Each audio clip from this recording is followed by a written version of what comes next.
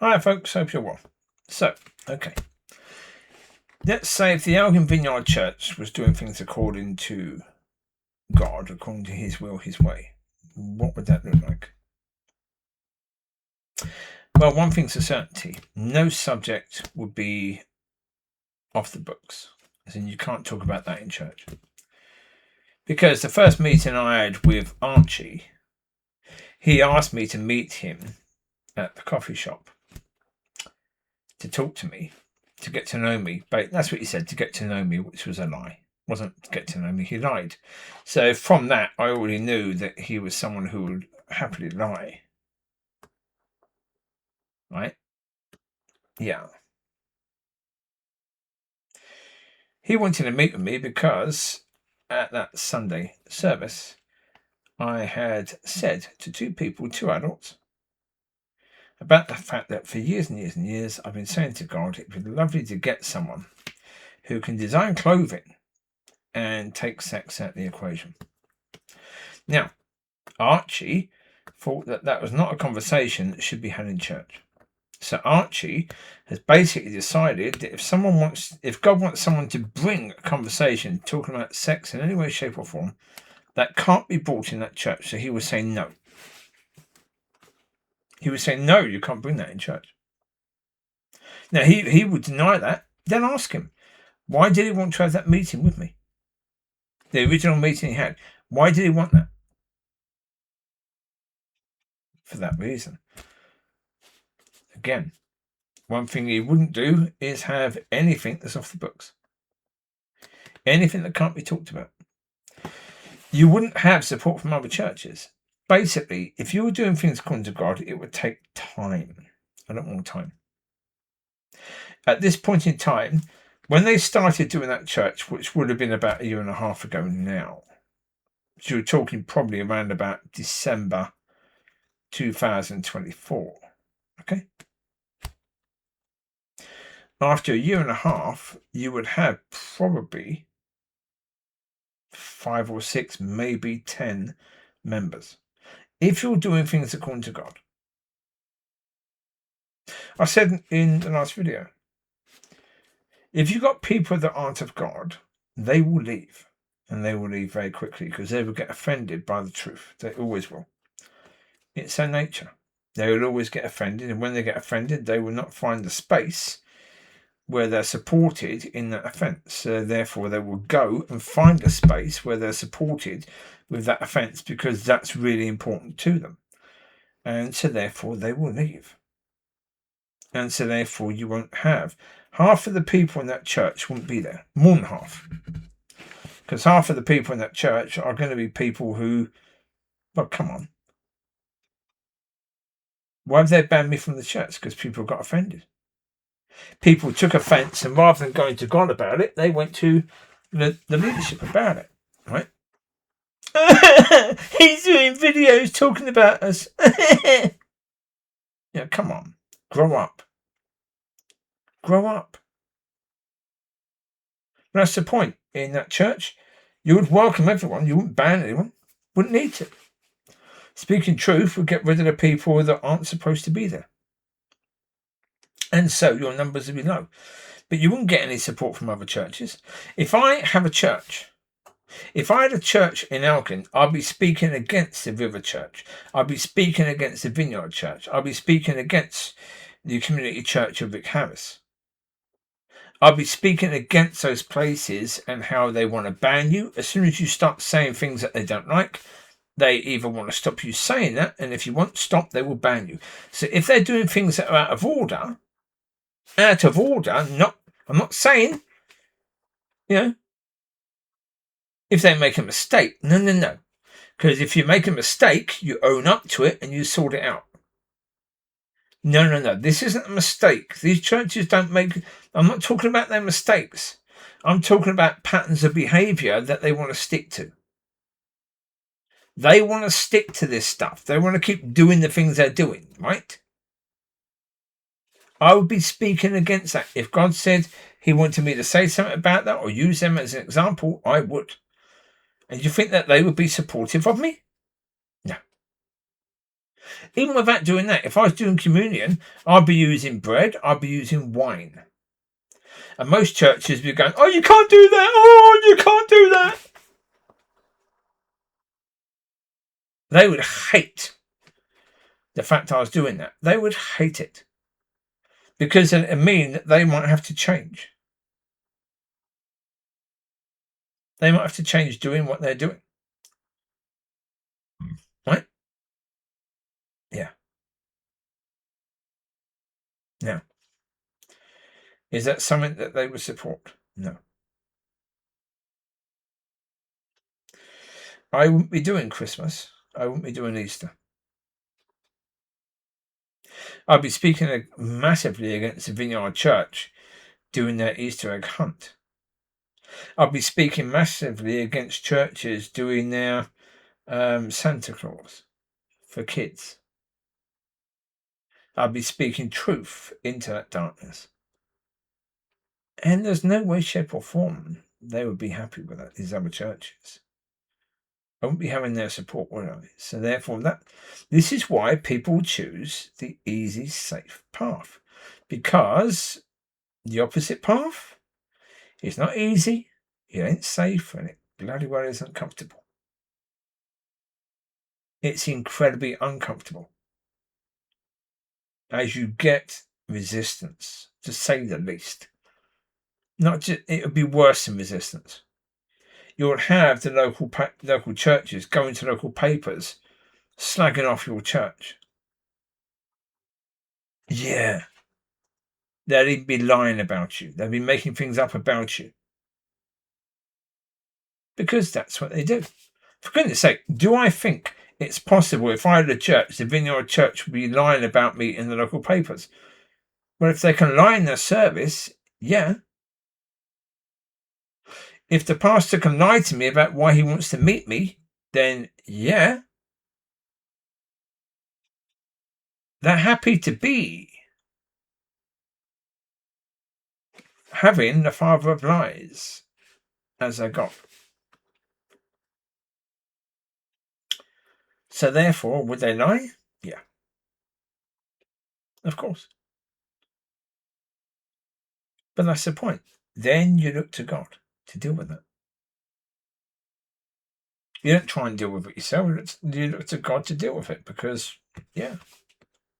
I mean, look, would I go out of my way and ignore God in order to slag off the local churches? No. No. Because what they do, I don't care. The people in that church, I don't care. It's their choice. If they want to stay in that church, then they go down with the church. That's fine. That would be the Elgin Community Church of Rick Harris, the River Church, or the Vineyard Church. It doesn't matter. The people in there, they can stay in those churches or not. If they choose to stay in those churches, then that's their choice. They go down with it. They're not my concern because I'm banned from those churches. So therefore, why would anything to do with that church be any of my concern? If God wants me to use what they do as an example, I would do that. Now, of course, if the churches want to change their path and invite me in to see what they're doing now, that they're doing things differently, they're now trying to do things according to God, then okay. They'll be spoken about as an example in a different way, I imagine. But again, would they? I don't know. I don't know because we're not there. We're not at that time yet when God is telling me what to say and what to say in any certain service. So I wouldn't know what I'd be speaking about, who I'd be speaking about, and why. But there would be no subject that can't be spoken about. Now, remember, Manuel had, you can't speak about church, you can't speak about politics, you can't speak about this and that and this and that and this and that. He had a whole blinking list of things that you can't speak about, right? Pentecostal church, this is. Pentecostal church is supposed to be led by the Spirit, and there's a whole list of things that you can't speak about. Yeah, that was impressive, yeah. Well, the ball's on him to do that in a Pentecostal church, in a church where you're supposed to be led by the Spirit, to say we don't care what God's saying, we want to speak about this and that and this and that and this and that and this and that. Yeah. Okay. Yeah. No, that's the point. I wouldn't be afraid to speak about whatever God wants me to speak about, because on here, I'm not. On here, I speak about whatever God wants me to speak about. And I will do that with regards to church as well. Because why would I be concerned? If my trust is in God, then okay. Now, one thing I know, and this has come up recently, and I've spoken to God about it, because obviously it doesn't matter to me particularly, but it came up, that I know that the videos I do are far more important than 99.99999% of videos that are on YouTube. Because most of the videos on YouTube are about pleasing a certain degree of people and couldn't care less about truth in any way, shape or form. Even ones that are supposed to be from people of God. They're very much not. And so therefore, I know. The fact I get very, very little views, I know that's okay. Because right now, we're not there. We're not at the time where, this truth is going to be revealed or this truth is going to matter. So therefore, that's okay. At some point, it will. And so, as I say, with regard to the fruit and with regards to the reaping, I don't care. It is not my concern. We know that videos could definitely stay around far longer than we do. And so it's quite possible that the videos I do are supposed to stay around for all that time. And, people will take notice of them way after I'm gone, if I'm going to go. Yeah. And all of that is okay. Yeah. What matters is be led. And the reaping of that being led, that's up to God. Your job, whether you're doing videos or whether you're the leader of a church and someone who is called by God, not by man, but by God, to speak in a church, is to be led by God and to always aim to bring exactly what God is telling you to bring. No more, no less. Well, that's the point. Eventually, you get to a point of no more, no less. So I said, if I was going to do a service at the Vineyard Church, which I'm not, but if I was going to, then I would have it where you have contingencies put in place where you have much, much shorter times of sermon because, the sermon is about giving what God has given you to give. And then when that's given, you stop. And that's it. That's that sermon. So then you have a situation where people can then get together and speak about that thing and have tea and coffee and then come back and see what God wants to say now. See what God wants us to do now. Would it be a subject? Well, like these videos, quite often I do a video and the next video is basically part 2 of that video. Next video will be part 3 of the original video.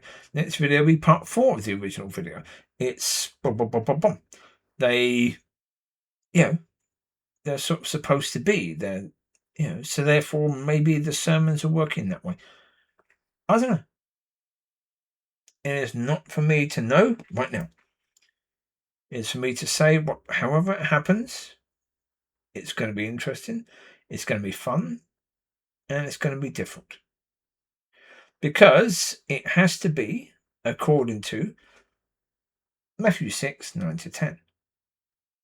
Has to be. Absolutely and totally. Has to be. There's no other way for it than to be that way. So therefore, yeah. And so obviously, it would be very, very different to anything I've ever done, and very, very different to anything that's been done in the area that I do it, because, yeah, it would be God-led, not just for the area, but also for now. And so even if God has done something similar in the area before, it won't be the same, because it would be for now. So that's why I can confidently say it will be different. I'm not judging that God hasn't done something similar in the area before. God hasn't used someone else in a similar way in the area before. But if that happened, that wasn't now. And the now that I'm talking about isn't even here yet. So therefore, it definitely isn't then, is it? So yeah, it's going to be different.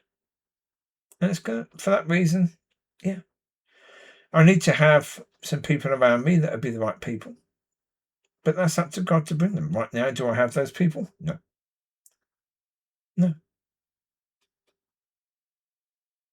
But that's up to God to do that, isn't it, really? So there you go. You take care. God bless. And yeah, this is still where I live, the same place for now. But I'll be moving soon.